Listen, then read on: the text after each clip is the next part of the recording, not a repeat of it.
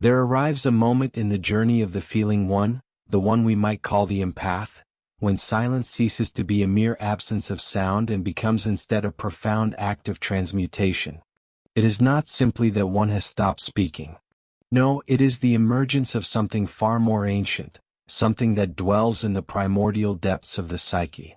It is as if the shadow itself has fallen across the mirrored surface of the conscious lake at the hour of dusk. This silence is not an emptiness. It is in truth a fullness, a vessel brimming with all that has never been given voice. All that has never been granted permission to draw breath in the harsh light of the common day. To truly comprehend the nature of the empath who retreats into this sacred stillness, we must first undertake a journey into the inner architecture of their soul.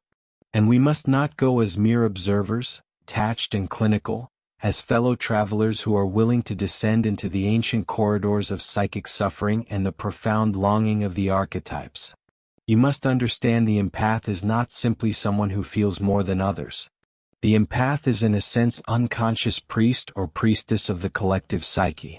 Silently they absorb the psychic matter that others cannot metabolize for themselves. Their very body becomes a living temple housing the unresolved tensions of the family, the group, the age.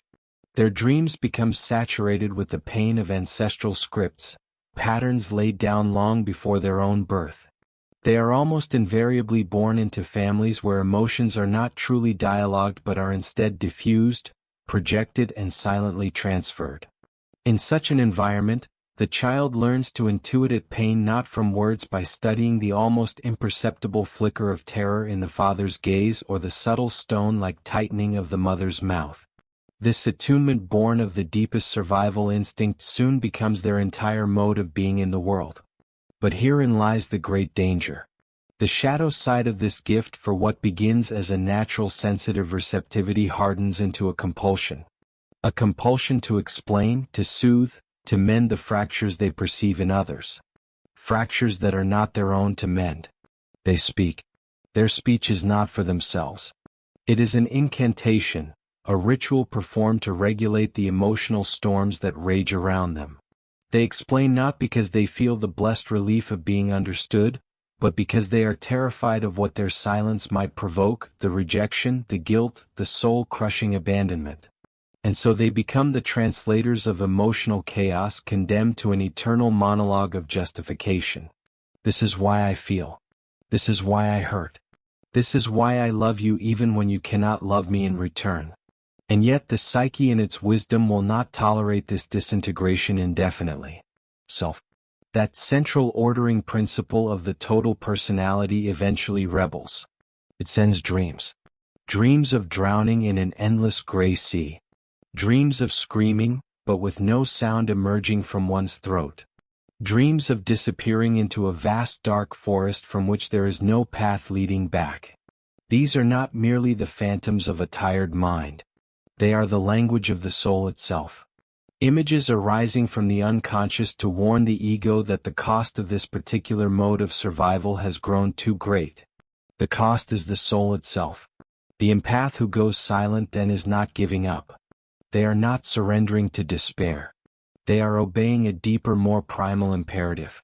The need to individuate and individuation, the lifelong process of becoming one's own true self, always begins in silence, not the passive dead silence of suppression, the sacred living silence of dissent. For the first time the empath begins to question the script they have been handed. Why must I forever explain myself to be deemed worthy of peace? And in the asking of that single revolutionary question, the old self begins to dissolve. The persona, that social mask of endless kindness, of constant availability, unshakable understanding, begins to crack. And behind it, something ancient and raw is revealed. This is the threshold.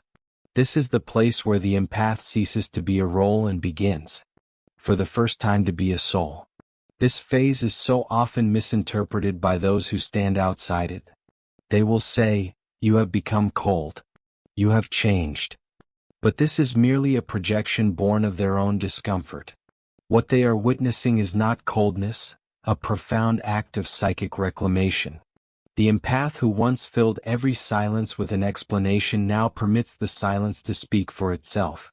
and in doing so they begin to retrieve the scattered fragments of their own soul. Fragments that were lost in the endless exhausting justification for the crime of feeling too much. What occurs here is a symbolic death. The death of the explainer, the martyr archetype which has lived in the empath since childhood now collapses and descends into the underworld. This underworld is not to be mistaken for hell. It is in truth the womb of rebirth.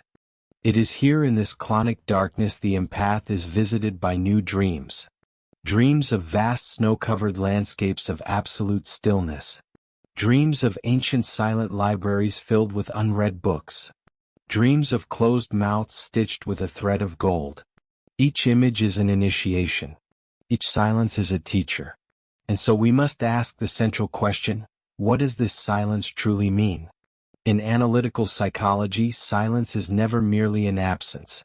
It is a presence deferred. The empath's silence is the unconscious itself demanding to be heard not through the frantic currency of words, but through the profound act of containment. When one ceases to explain, the inner voice so long drowned out by the cacophony of pleasing and proving finally rises from the depths. It is the voice of the self, a voice no longer conditioned by guilt or fear, rooted instead in the experience of its own wholeness. The empath learns the liberating truth that not every truth requires translation. Not every boundary requires an apology. Not every rupture in a relationship requires repair. And in this newly created space, this sacred void where the endless explanations once lived, a new psychic architecture begins to take form. It is built not upon the shifting sands of relational approval, but upon the solid rock of inner congruence. The empath becomes sovereign. They become a realm unto themselves. Yet, and this is crucial, this sovereignty does not mean isolation. On the contrary, it opens the way to authentic communion for the very first time. For when one no longer speaks in order to be understood, but speaks only to express the truth of one's own being, relationships are no longer anxious transactions of validation. They become instead rituals of soul encounter. The empath, now rooted in their own inner authority, becomes a mirror not for the neurotic projections of others but for the simple profound power of presence. Let us look to mythology for illumination. In the ancient Sumerian myth of Inanna, goddess descends into the underworld. At each of the 7 gates, she is stripped of one of her royal garments, one of her symbols of earthly power. Finally, she stands naked and bowed before Ekigo, her dark sister, the archetype of the unconscious itself. And in that encounter she dies. She is hung on a hook, a piece of rotting meat. From that death, she is eventually resurrected, returning to the upper world renewed and bearing the wisdom of both light and shadow, of both the conscious and the unconscious. The empath silence is just such a descent. It is the stripping away of all roles, all explanations, all compulsive clarity until nothing remains but essence. When we analyze the dreams of those undergoing this stage, we frequently encounter images of closed doors, sealed caves, and deep still waters. These are not symbols of avoidance. They are symbols of containment. The psyche is teaching the empath a new skill. How to hold their own inner life within themselves without bleeding it out into the world for the sake of external soothing. This is the maturation of the emotional body. And it is without question painful for a nervous system that has been trained for a lifetime to seek harmony through hyper-expression.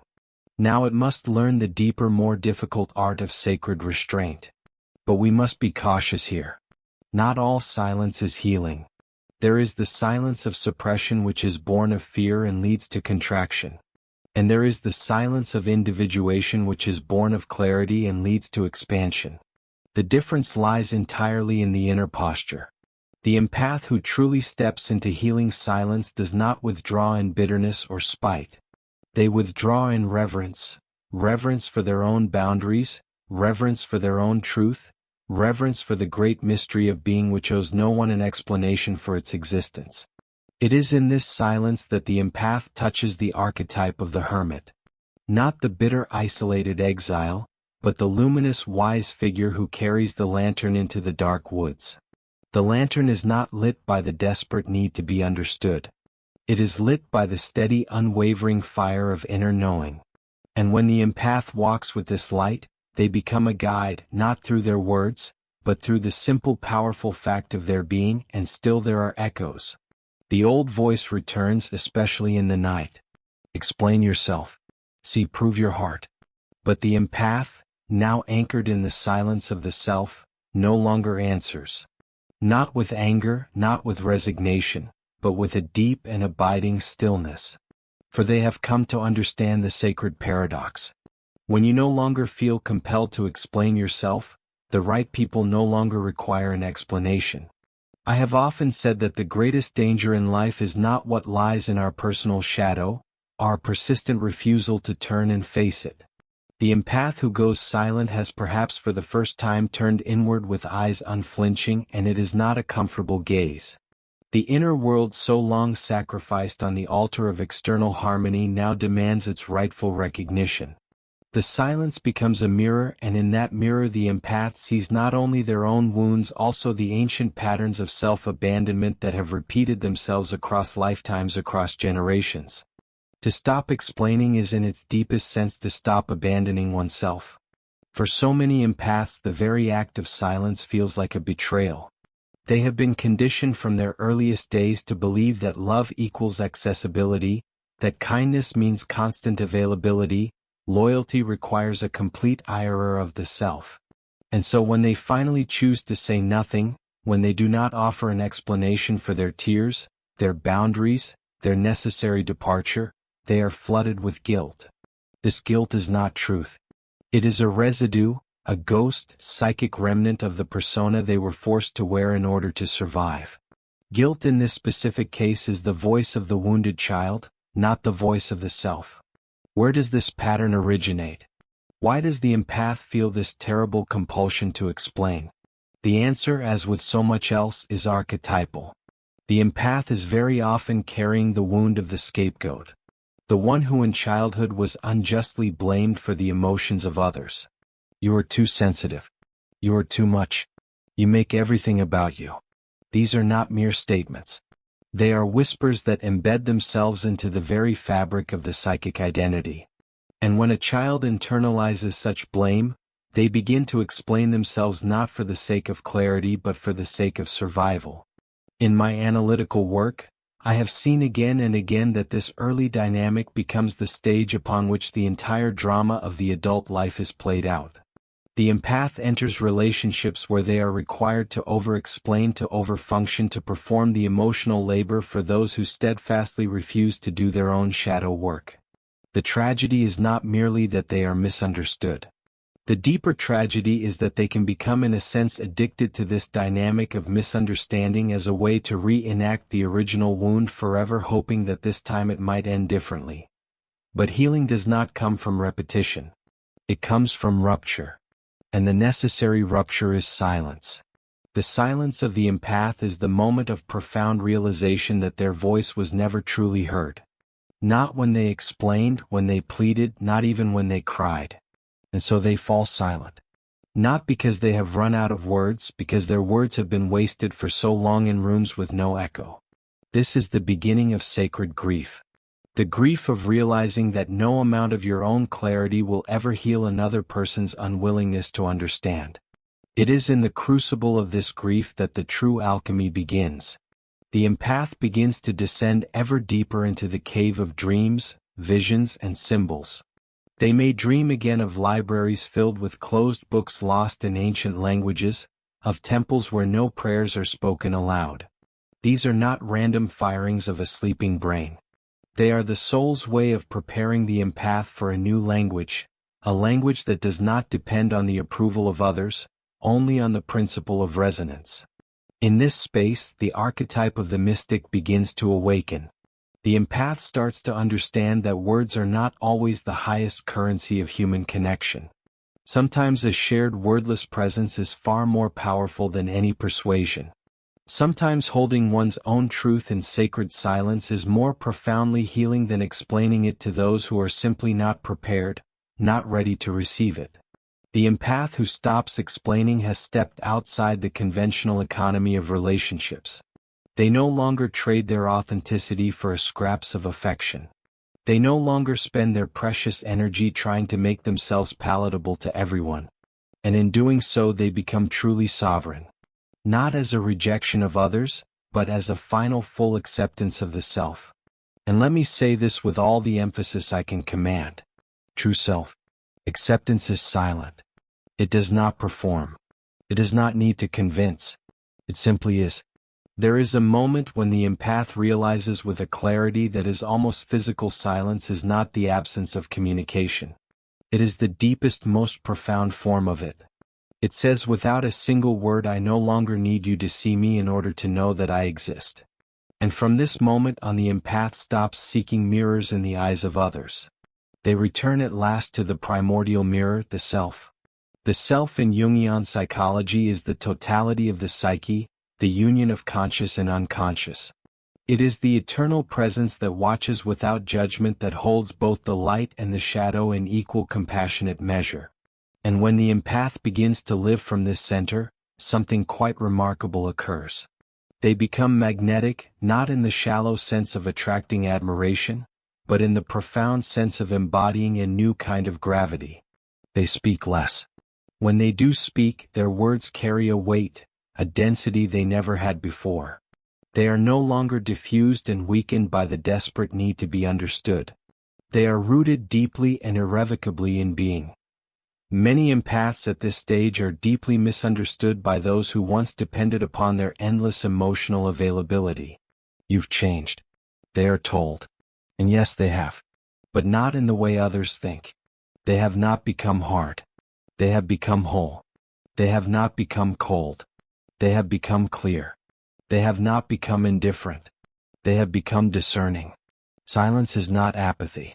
It is the clarity to no longer dilute oneself for the comfort of others. In mythology, this is the return of the exiled king or queen. The one who was cast out for refusing to perform, for daring to feel too much, now returns not to reclaim the old broken throne, but to build a new one entirely from within. The empath who no longer explains is no longer seeking entry into anyone else's world. They are instead creating a new space, sacred teos, and those who can meet them there without demand, without distortion, are invited. The rest simply fade into the background. Not because the empath has banished them, because the empath has finally ceased to perform for them.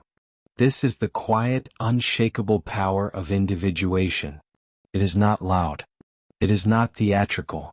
It is not revolutionary in its appearance. It is revolutionary in its very essence. It is the tectonic shift that occurs far beneath the surface. The realignment of the soul's own gravity. The empath who no longer explains is not at war with the world. They have simply ended the long, debilitating war within themselves. In that hard-won peace they become utterly unshakable. The archetype of the silent oracle now arises. In the ancient temples, there were those who spoke only rarely, but when they did, their words were known to shape destinies. The empath, having passed through the underworld of withdrawal, now carries such wisdom within them. Their silence is not a void. It is a vessel, a container, and within that container truth ferments, distills and purifies itself. Let us not forget that the empath's silence is above all a sacred boundary. In a world that demands constant unlimited access to the soul, the empath who withholds explanation is reclaiming their most sacred space. This is not cruelty. It is conservation of the highest order. Just as the hermit returns to the cave not to disappear from the world to deepen his understanding of it, so too does the empath retreat, not from love, but toward it, toward the love that begins within and requires no audience to validate its existence. It is a strange and wonderful paradox that the very moment the empath stops explaining, they become more deeply understood. Understood by the self, by the soul, by those rare and precious others who possess the capacity to perceive beyond the veil of words. For silence, when it is rooted in clarity, speaks a language that cannot be misinterpreted. It is the language of alignment, inner and outer congruence. And so I say to you, if you find yourself in this season of silence, do not rush to end it. Do not doubt its purpose. Do not break it prematurely out of some misplaced sense of guilt or nostalgia. For in this silence, something of immense value is being born. Not a better version of you but a truer one. One who no longer needs to explain their worth, their boundaries, their grief, or their joy. One who has learned the profound art of simply as being. Let the silence weapon. Let it become a womb. And when you eventually emerge, you will not return to the old familiar world. You will create a new one. A world where your simple silent presence, not your frantic explanations, is finally and irrevocably enough. There comes a further moment, so subtle and yet so profound, when the empath, having embraced the silence, ceases not only to explain but also to defend. For defense is merely explanation, silent twin. And both are rooted in that same ancient primordial fear of abandonment. This fear is not an intellectual construct. It is cellular. It is archetypal. It was born in our very earliest encounters with a love that came with conditions with strings attached. And so the child learned its terrible lesson. If I do not explain, I will be misunderstood. If I am misunderstood, I will be unloved. And if I am unloved, I will not survive. To survive, the empath learned to narrate the approaching storm before it could even arrive. To soften the hard edges of their own truth so that others would not recoil from it, to dress their deepest wounds in the language of reason so they would not appear as a burden. They became masterful virtuosos of the language of adjustment. But this mastery came at the highest possible cost. The loss of the original voice. The voice that does not explain because it simply is. When the empath reclaims this voice through the discipline of silence, they begin at last to hear something else. Something that had been drowned out for years, for decades. It is the inner voice, faint at first, speaking not in the language of words, but in the language of images, of bodily sensations, deep and wordless knowing. This is the voice of the soul, and it does not justify itself. It does not plead its case. It does not beg to be understood. It simply rings true like a perfectly struck bell. When this voice begins to resonate through the empath's entire being, a new kind of power emerges. Power to withstand misunderstanding. The power to remain whole and intact even when one is not seen, not approved of, not loved by the world. It is here that we encounter the archetype of the wounded healer in its most mature form. Not as one who continues to bleed endlessly into the hands of others, but as one who carries the wound with wisdom. The empath who no longer explains has successfully transmuted the wound into awareness. They have moved from the level of unconscious projection to the level of conscious presence, from compulsive care to compassionate discernment. This is no small shift. It is a true psychic metamorphosis. I have often said that the soul speaks in symbols, and when the empath enters this stage, the very fabric of their dreams begins to change. The endless, confusing labyrinths give way to images of tranquil temples. The frantic, anxious running through dark corridors is replaced by the vision of a still lake bathed in moonlight. The animals in their dreams, once threatened or caged, now walk freely beside them as companions. These are signs, powerful symbols of the integration of the shadow, of no longer fearing one's own depth. In the silence, the empath comes to realize something both terrifying and liberating. Not everyone wants to understand. Not everyone is capable of receiving their truth. And most importantly, not everyone is meant to. This realization breaks the ancient spell. It shatters the illusion that empathy must require sacrifice. Love must demand translation. That peace must be earned through exhaustion. No, the true abiding peace begins at the exact point where the desperate need to be received comes to an end. The empath may then experience a loneliness so vast it feels almost cosmic. This is the void that exists between the selves. The old self whose entire worth was tied to being understood has died. The new self whose worth is innate and therefore beyond price is still in the process of being formed. In this liminal space of being between silence becomes both tomb and cradle. It is the place of undoing but also the place of becoming. Place where the ego, that old tyrant, finally loosens its grip and the soul is allowed to take root. And yes, this is so often misread by those on the outside. You've changed, they say again and again. What they utterly fail to see is the inner resurrection taking place. They see the silence as a withdrawal, not knowing it is the very ground of rebirth. The empath, once defined by their reactions to others, now radiates a pure, unadulterated presence. They no longer need to convince anyone of their goodness, their loyalty, their pain. The long performance is finally over. The stage is empty. And in that sacred emptiness, the real self steps forward at last into the light. We must now speak of the collective implications of this journey. For this process is not merely personal.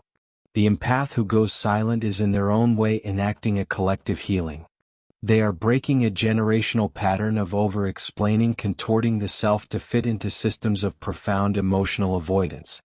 Through their silence they are declaring without a single word, it ends here. And though the outer world may resist this change, though family systems may recoil in confusion, the soul knows precisely what it is doing. The silence is not an abandonment of others. It is an evolution of the self. In some rare and blessed moments, others may rise to meet them in that silence. Not all but a few. And these few, those who are also walking their own difficult path of inner truth, will not demand explanations. They will not be threatened by the new boundaries. They will simply sit beside the empath in the silence and know wordlessly something sacred is unfolding between them.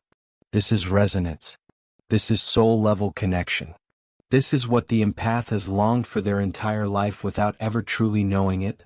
And so we return one last time to the image of the hermit with the lantern. But now it is no longer the beginning of the journey. It is its flowering full fruition.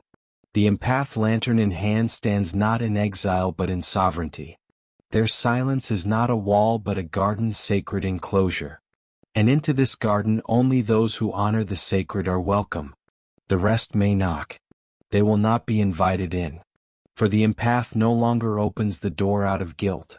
They open it only from a place of deep inner alignment. I have heard the silence of empaths described so often as cold, distant, as indifferent. But those who say such things are simply not listening. For if you listen closely enough with the ears of the soul, you will find that the silence is in truth full of music, not the music of words, the music of being itself. It sings of boundaries reclaimed, of energy restored, of wounds that have finally stopped bleeding. Sings of a great homecoming, not to a place, but to a self that was never truly lost, only buried for a time beneath the debris of a life lived for others. And so I ask you, those who are listening now, who have followed me this far into the depths, can you sit in your own silence? Can you stop explaining, stop defending long enough to hear your own true voice? Can you bear the intense discomfort of not being understood and still remain whole, still remain yourself? This is the task. This is the true initiation. And it is most certainly not for the faint of heart. Those who have the courage to pass through it are never the same. They do not return louder. They return truer.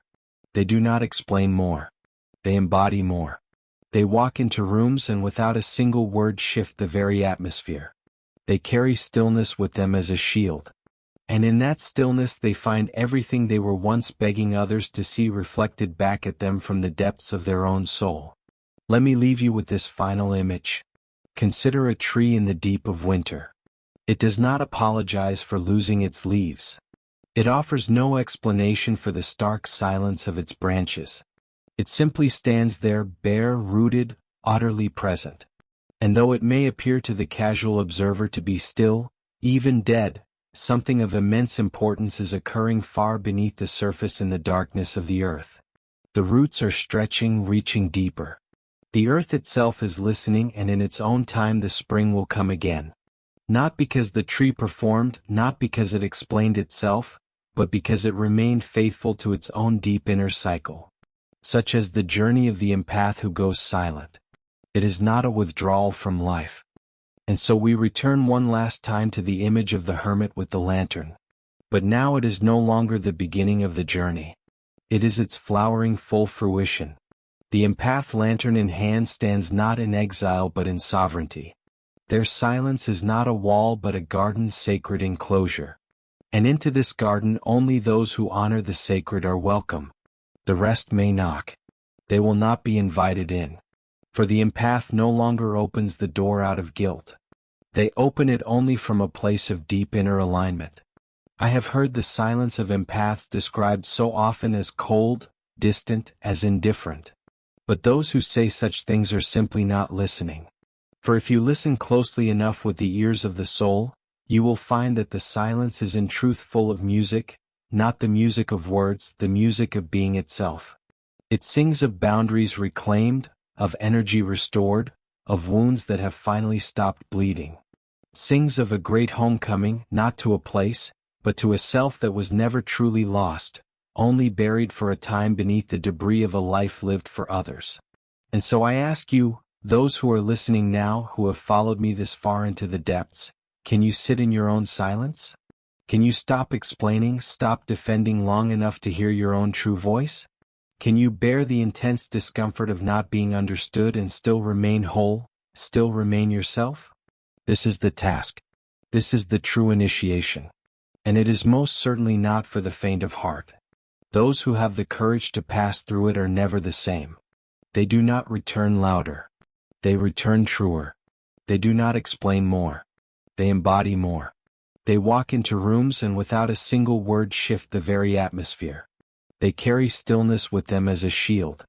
And in that stillness they find everything they were once begging others to see reflected back at them from the depths of their own soul. Let me leave you with this final image. Consider a tree in the deep of winter. It does not apologize for losing its leaves. It offers no explanation for the stark silence of its branches. It simply stands there bare, rooted, utterly present. And though it may appear to the casual observer to be still, even dead, something of immense importance is occurring far beneath the surface in the darkness of the earth. The roots are stretching, reaching deeper. The earth itself is listening, and in its own time the spring will come again. Not because the tree performed, not because it explained itself, but because it remained faithful to its own deep inner cycle. Such as the journey of the empath who goes silent. It is not a withdrawal from life. It is not a rejection of love. It is a return to the deepest rhythm, to the deep cycles of the soul itself. And in that sacred return, something eternal finally awakens. There is an ancient and abiding wisdom that teaches us this. It is only in silence that the soul reveals her secrets. And so the empath who stops explaining is not moving away from others, is in truth moving toward the great mystery. They are moving toward the deeper self. The one that does not exist for the sake of performance, for the sake of harmony, or for the sake of meeting the endless expectations of others. The one who has been waiting quietly, patiently beneath layer upon layer of language for the moment when truth would finally be allowed to bloom without asking anyone's permission.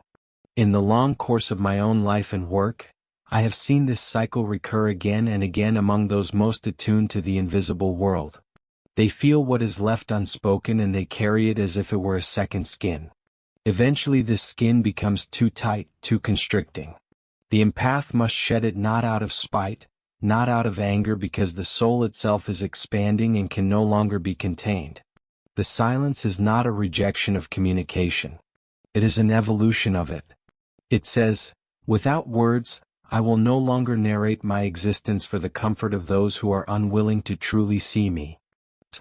And this is the moment of the threshold guardian. The moment when the soul rises up and declares, you may not pass here unless you come in truth. And the empath learns sometimes through great pain that many will turn away. The ones who demanded explanations were not in truth seeking understanding. They were seeking control. They were seeking to keep the empath small, predictable, and manageable. And so the empath's silence becomes a mirror in which others are forced to confront their own limitations. Some cannot bear the reflection. But those who can, those rare-tuned souls who have done the difficult work of meeting their own shadow, they will stand in the silence and understand. They will not ask, why are you silent? They will simply know you are becoming. You are aligning. You are no longer explaining because you have finally, after all this time, remembered who you are. In analytical terms, This is the moment when the ego finally releases its death grip on external validation.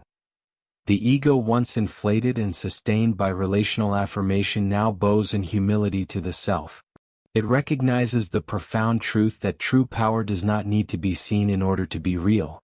It does not need to be heard in order to exist. It simply is. And this recognition marks a true return to the sacred. We must understand that the empath silence is in itself a ritual. It is a rite of passage. It is the sacred space between the old life and the new. The silence between the inhale and the exhale. And in that sacred stillness, the inner architecture is rebuilt from the ground up. No longer reactive, no longer fragile, rooted, sovereign. The dreams during this period often carry the most profound messages.